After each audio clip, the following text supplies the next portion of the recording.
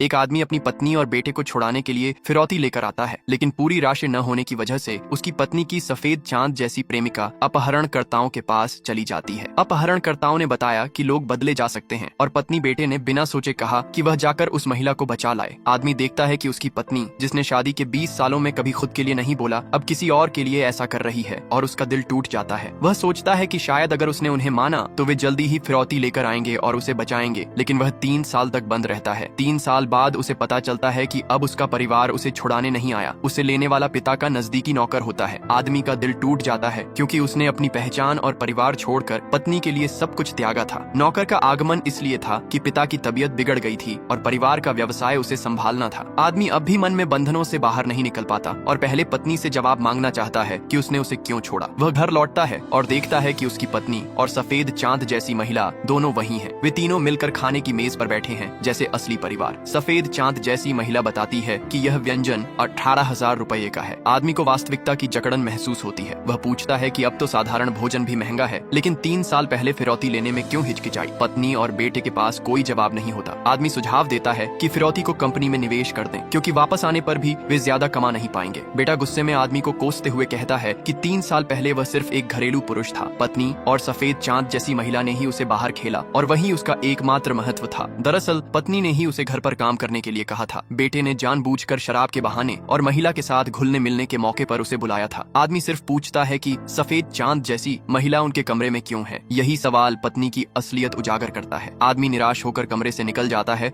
और तय करता है कि अगले दिन अपहरणकर्ताओं से समझौता करके हमेशा के लिए वहां से जाएगा। लेकिन आधी रात को उसे सफेद चांद जैसी महिला का फोटो संदेश आता है, जिसमें दिखता है कि वह दिन भर मेहनत कर किसी के पैरों की सफाई कर रही है। आदमी महसूस करता है कि उसका प्यार कितना असहाय और निम्न स्तर का था। सफेद चांद जैसी महिला फिर से सामने आती है, अब मासूम बनने का नाटक नहीं करती। उसे पता चलता है कि 3 साल का अपहरण और यातनाएं सब उसी की योजना थी। वह उसके चेहरे पर थप्पड़ मारती है और जमीन पर गिरकर चिल्लाती है। पत्नी और बेटे दौड़कर उसे संभालते हैं और आदमी को धक्का देकर नीचे फेंक दिया जाता है। बेटे का असली रूप सामने आता है और वह महिला की मदद करता है। आदमी के पास कुछ भी कहने का मौका नहीं बचता। दूसरे दिन आदमी नौकर के पास जाकर बिना हिचकिचाहट के अपने शेयर ट्रांसफर पर दस्तखत कर देता है और परिवार का व्यवसाय संभालने के लिए तैयार हो जाता है। नौकर संतुष्ट होकर कहता है कि अब सब कुछ संभाल लिया जाएगा। आदमी सोचता है कि आखिरकार वह अपने जीवन से उस घर और परिवार को हमेशा के लिए छोड़ सकेगा। अंत में वह बेटे के जन्मदिन समारोह में आखिरी बार जाता है। जैसे ही वह आता है, माहौल बदल जाता है। सफेद चांद जैसी महिला महंगी कार और करोड़ों का सौदा दिखाकर सबका ध्यान खींचती है। बेटे की ओर से हर कोई खुश है और वे उसे और पत्नी को खुशहाल मानते हैं। आदमी के सामने ही पत्नी और सफेद चांद जैसी महिला जश्न मनाती है। उसी समय उसे नौकर का फोन आता है, अब तुम आखिरकार इस घर से पूरी तरह जा सकते हो।